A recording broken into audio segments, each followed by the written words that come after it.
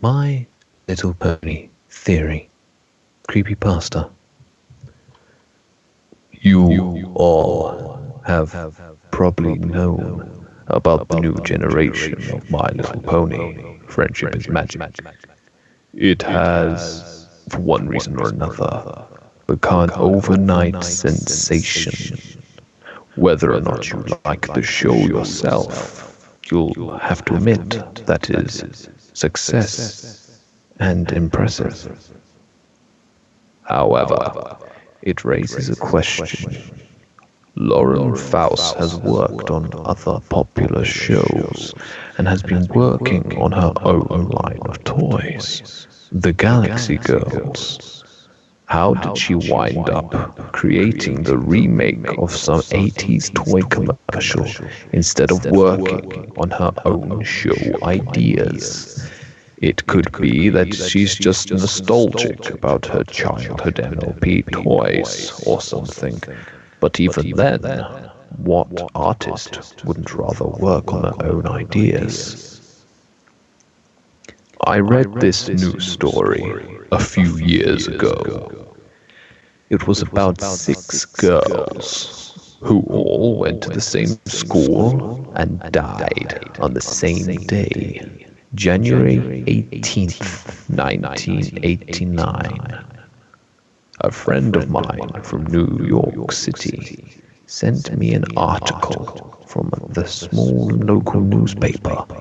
I forgot about it until I was watching a few episodes of MLP and realized the main characters are surprisingly similar to the girls who died. I decided to look for the article again. The paper had either gotten shut down or I had misremembered the name, so I tried tracking down my old World of Warcraft buddy, and I asked him for the article. Turned out he happened to have the file saved on his computer, and I was right. There's a definite connection here. The first girl, named Samantha Gales, was obviously inspiration for Fluttershy, a shy, introverted girl. What her classmates didn't know was that she was constantly abused at home by her mother and stepfather. Her mother conceived her at the age of 15, and she blamed poor Samantha for ruining her life. This made Samantha self-conscious. When her stepfather moved in, this made the neglect worsen. Her stepfather never liked having to take care of Samantha when her mother was away, so he would lock her in the basement and leave her, sometimes for a whole day. Her mother tolerated this, and as she grew, would hit Samantha for talking out of turn. When her half-sister was born, the abuse became considerably worse. She would be starved, forced to sleep outside, and sometimes beaten outright. Because she dressed in shabby clothes and had low self-esteem, she was often picked on by other kids at school. Her only friends were animals she would rescue, which her family would make her get rid of. She committed suicide by overdosing on Valium. The second, named Janice Walters, was always one of the popular girls. She was rich, smart, beautiful, and seemed to live the charmed life. However, her parents argued constantly and were really only together for appearances. She was held up to a high standard, which made her a perfectionist. She wanted to be a designer and live in Paris, but her parents wanted her to remain in Carolina and marry a proper man, one of good breeding and high income. For the most part, her parents ignored her.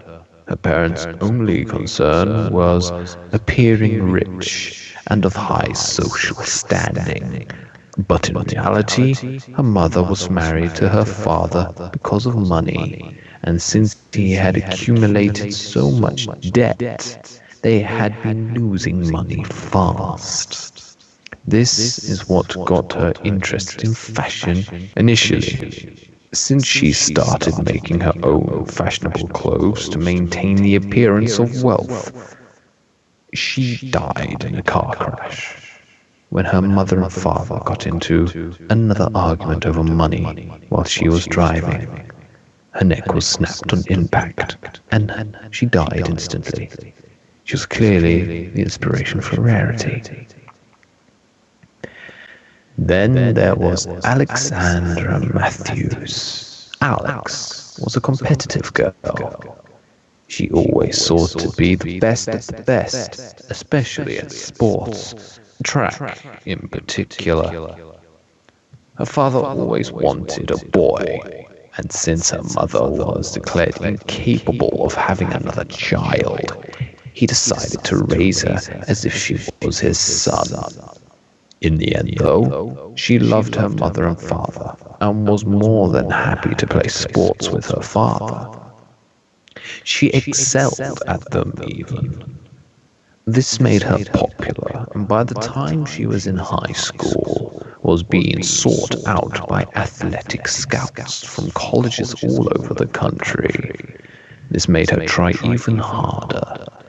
She had always wanted to compete in the Olympics. However, when she was 15, her mother, who had been told she could never have another child, had a son. After that, her parents didn't pay very much attention to her, which made her more determined to succeed. She ended up pushing herself so hard at track, she neglected her friends, her grades, and even her personal health. At one point, she became so desperate she started taking steroids. What her and her family didn't know was that she had a minor heart condition that the steroids worsened. She was pushing herself so hard physically as well, she ended up collapsing during a match due to a heart complication. She died in a hospital a few days later. In the show, Rainbow Dash seems the most similar. The girl most similar to Applejack, Jamie Sanders, was a farm girl, just like the character based off her. What the show didn't include was her family was run down, and her family always struggled with money. She often times worked odd jobs under the table and try and helped to support the family. She had many brothers and sisters, and she was the second, which meant it was up to her and her brother to take care of the youngins. This meant she didn't have enough time to hang out with her friends or take any extracurricular activities, or even do her homework on most nights. She had an aunt, whom her family from Manhattan was based off of, who kept offering to send money to support her mother and father, but they were proud and always refused. That is, until her father died from a heart attack in 1987. Her mother followed shortly after, having killed herself when she couldn't handle the pressure of taking care of all the children. They were taken in by their senile grandmother, who was incapable of truly taking care of them. Jamie herself oftentimes helped out with other families' yard work to keep the family afloat. She died when she fell into the wood chipper. Pinkie Pie's inspiration probably was the saddest story. Katherine Jackson was a foster child and moved from home to home. Her birth father killed her mother and himself in a fit of rage when she was 5, and she could never quite settle into a good home.